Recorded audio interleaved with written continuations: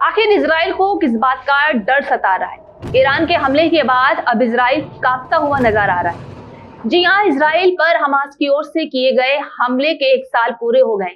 Hamas ने पिछले साल 7 अक्टूबर को इजराइल पर बड़ा हमला किया था, जिसमें करीब 1200 आम नागरिकों की मौत हो गई।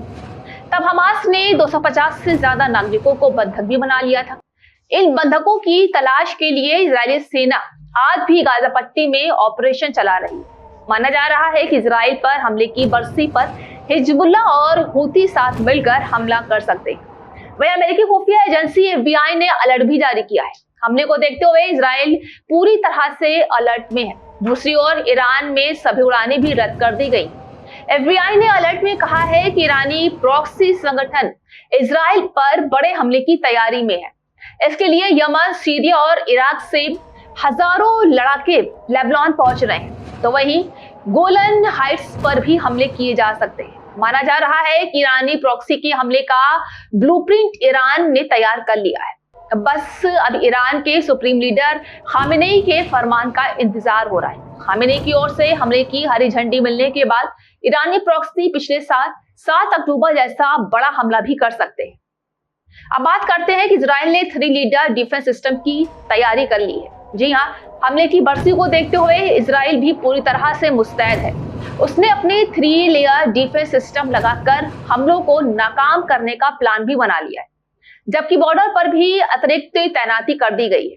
इजराइल पर हमले के लिए ईरानी प्रॉक्सी संगठन मोटराइज्ड पैराग्लाइडिंग से भी बॉर्डर पार कर सकते हैं, तो वहीं समुद्र के रास्ते से भी घुसपैठ कर सकते हैं। लेकिन सबसे ज्यादा खतरा मिसाइल स्ट्राइक से है। इसके अलावा IFD ने लेबनान में ग्राउंड ऑपरेशन तेज कर दिया है। अब हिजबुल्लाह का सुरंग नेटवर्क ध्वस्त किया जा रहा है, जहां दक्षिणी लेबनान में हिजबुल्लाह के कई अंडरग्राउंड ठिकाने बनाए हुए हैं जो सुरंग से आपस में जुड़ते हैं। इसी नेटवर्क को IDF ध्वस्त कर रही है। जहां इसी की तरह एक सुरंग में IDF सैनिक घुसे तो अंदर से हाईटेक हथियार और कई दिनों तक रुकने के लिए रसद मौजूद थी। इसी तरह के लिए अंडरग्राउंड ठिकाने इजराइल नष्ट कर चुका है, लेकिन अभी भी खतरा बना हुआ है। खास तौर से 7 अक्टूबर को बड़े हमले का अल्टीमेटम है, जिसके लिए इजराइल ने सुरक्षा कवच भी बना लिया है।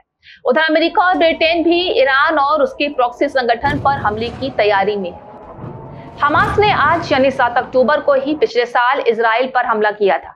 इसके बाद इजराइल कई मोर्चों पर जंग लड़ रहा है। हालांकि इस युद्ध में वो हिजबुल्लाह, हमास, लेबनान और ईरान पर भारी दिख रहा है, लेकिन जब जंग होती है तो तबाही तो हर ओर होती है। जी हाँ, इजराइल ने भी तबाही का मंजर देखा है। ये भी उतने ही लोग डरे हैं, यहाँ भी उतने ही लोग डरे और सहमे हुए हैं। इजराइल लगातार हिजबुल्लाह और हमास दोनों के ठिकानों पर हमला कर रहा है, तो वहीं हिजबुल्लाह ने रविवार को दिन भर में इजराइल पर तकरीबन 120 से ज्यादा रॉकेटें और प्रोजेक्टाइल लॉन्च भी कर दी हैं। अब वहीं पर एक बड़ा खतरा इजराइल पर मंडरा रहा है। क्या होगा ईरान का दूसरा कदम? इस बात को लेकर इजराइल सहमा हुआ है।